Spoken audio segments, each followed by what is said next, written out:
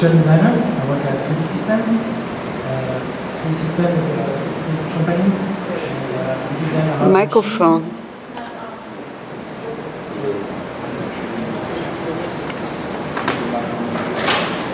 Yeah. Thank you. So yes, my name is Julien and I work at 3dsystems. I'm an industrial designer there. I'm actually the lead designer of 3dsystems. We lead the market of 3D printing and we are focusing on the B2B market. And so the reason I'm here today is to talk about art, which is very different from B2B. But I'm very lucky that my company not only they promote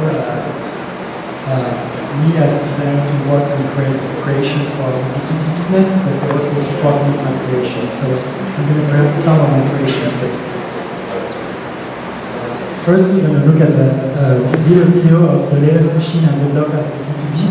And this has a lot of application in art, and it's very exciting. We are about to we started this project 6 months ago. This is the technical part of my presentation. Okay?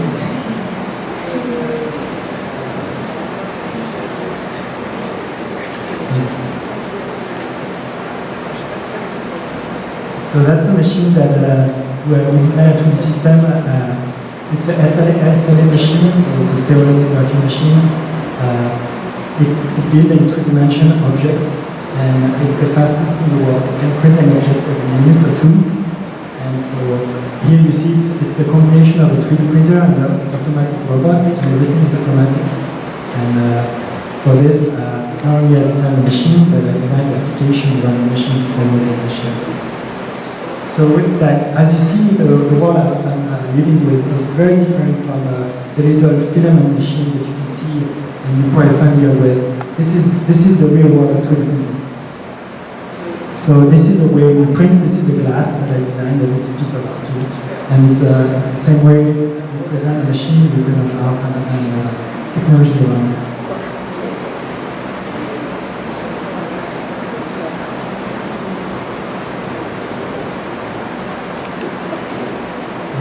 That's a lot. So yeah, this is the technology, and I'm going to show you some examples of how I use it for art.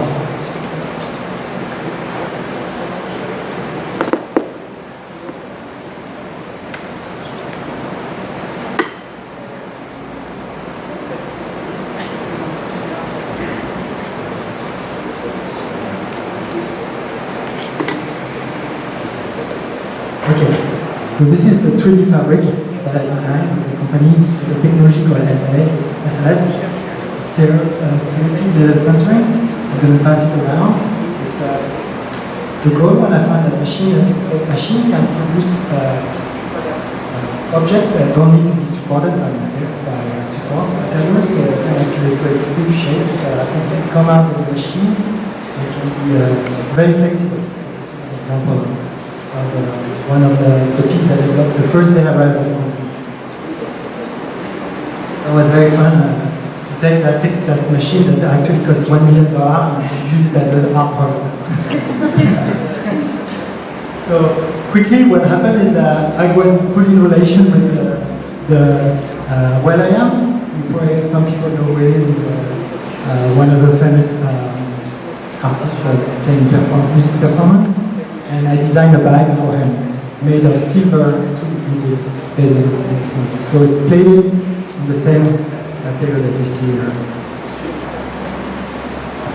So it's very fun. It was my first week of working at 3dsystems, was designing that. And it was, as you can see, as a design illustrator, it's very different from what you can see usually in the industrial design business, where people are doing boxes with round corners.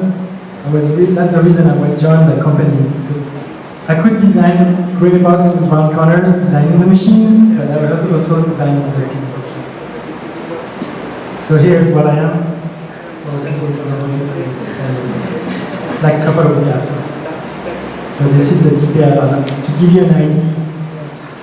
Not only was the goal was to give it to him, but to promote 3D printing also. So every single chain of his print is different because its orientation, change, twist, and its height. So it's something you cannot do any other way than 3D printing because it's so unique for each aspect.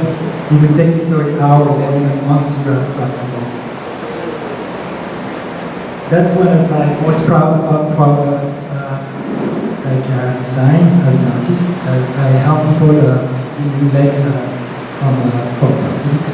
I work with somebody called Scott Summit, developed a company Bespoke, and it was bought by 3dsystems, so I learned how to create fairings. And this is a fairing that I designed for Laura. She's right here, and she's wearing it today. She's living in San Francisco. And Laura fell from 100 feet climbing, and she lost her right leg, and it was very traumatizing for her. She did it like a year before I met her, but she eventually recovered her problem. The problem is people, every time she was walking in the streets, people had pity for her. They were always referring to her as like, oh, you have no limb, or how you can walk and everything. The idea with this is to be able to change the paradigm. Instead of talking about problem, now we're going to talk about art and technology. So when she wears this, she's very proud. You can see her, and we work together developing this fairing, which is a beautiful piece of art and technology. And in this presentation, I'm going to present a bit how our work for people are interested. So the first thing is scan. So this is the first thing we use advanced scanning technology. So this is her. I put her on a colorful, because the pattern here is not pure for art, it's actually better for actually scanning and referencing. So we put her, this is the missing leg, and this is the new leg. And then with the scan data, I start to recreate with her the shape of what is missing, and then use existing leg to mirror and recreate the mirror body. But we also, because we have to assemble it, create outline, and we want to make something beautiful aesthetic. And she worked with me all the time and creating those aesthetics. So together, we share trends, art, and we're a reflection about art and what you want to have on the leg. So it's not only a technology piece, it's an art piece. So after I take this art and we apply it on the leg, this is one of the software I use, and we project basically artwork from famous artists or I design myself. And it's a really fun time where we really explore technology design, and she can really personalize her own body like a tattoo. So this is the final file, and this is just before going to production. So this is the way it looks from the computer for the printing. And this is the way the run looks when you look at the final product. And it's very integrated, it's very subtle in the same way. She has art, and every day she thanks me because now she don't have to talk about the problem, but she can talk about art. This is another really nice experience I have. Being very pleased with this experience, 3dsystems work on another experience, helping kids with the scoring problem. Most of the kids in the world, there's 2 million cases in the US every year, and try to fix. And this is a true problem that 80% of the kids don't wear the braces, and they look like this. And the reason is they don't want to be bullied, and I understand that this is pretty bad. So what we took is we took the challenge and said we want to make something very pleasant, art, and kids want to wear. It is very subtle. Nobody can see when they're wearing it, but when they get exposed, they look like a monster, but they really are proud, and they are part also of the process of creating those braces. So this is one of them, this is one of the girls. This is the way we work, the same, scanning our body, and defining art, and creating this really nice piece together. And this is a very collaborative effort, where she's also as part of the project that I am, and she worked with me to create that pattern. The goal, at the end, we haven't really succeed yet, but we're hoping for is somebody like Beyonce will wear in a concert or something like that, because we believe that if those kids who are 16 years old see Beyonce wearing this beautiful brace that Beyonce loves to wear brace, they will be more compelled to wear those braces. So this is what we are working on. This is her now. She has happy, and you see she's It's a little piece of art that she has on her. Nobody noticed. It's kind of a tattoo under, but it makes her feel more confident when she goes to school. That's only a side project, but I want to show you colors. So we have also 3D printed colors. This is a ceramic, and I designed this piece for my daughter as a tea set. But I was thinking, I was like, I only have gray colors in my presentation, so it's time to show you some colors. We can do stuff like this too. So this is my art for my daughter. Here we go. That's another piece I have here. This is the scissors I designed for the Smithsonian Museum. So 2 years ago they opened a new museum in New York. And they asked 3dsystems to design some art to go in the museum. And so I designed the scissors to make the opening ceremony. So this scissors is very special. First is of course 3D printed, which makes it a bit more neat than normal opening scissors. But it was made with a computer. It was barely designed by me. I only designed actually the overall shape. What I asked the computer is to calculate what is the minimum surface that is required to use the scissors for the opening. And it just basically calculated that if all these openings are there, we can perform a really good cut for the opening, but we are minimizing the amount of material used. This is very important to printing because we can save money and time. So this is not only a beautiful design piece, it's made by computer, and also it's kind of green in a way.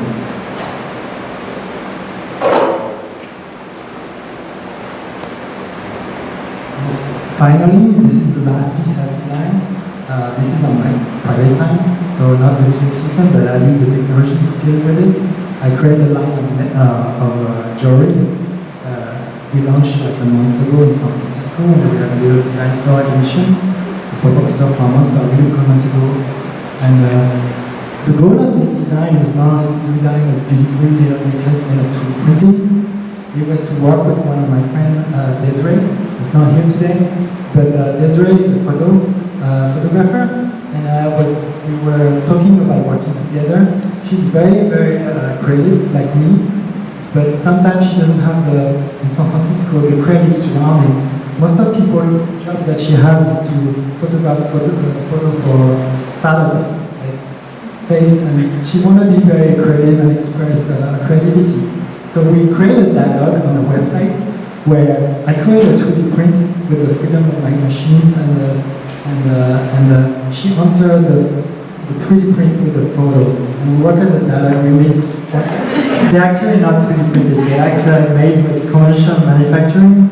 They are made by Nike, so it's just a very it's a custom low production item by Magnuson. I think they're going to reintroduce that line because it was a bit too avant-garde when people put it on the market, and I think you're going to see it coming back in the store sooner. And I'm not sure, I didn't talk to Magnuson, I don't know personally, but he's working in the area now for Apple actually. But I think his shoes were designed with 3D printer at the prototyping stage.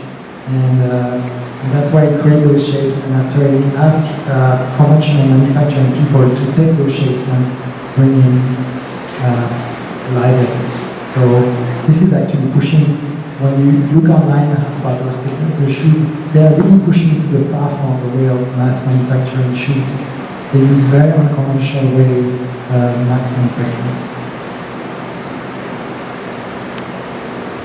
Thanks a lot, everyone. We can all go and enjoy that wine and cheese. Thank you very much.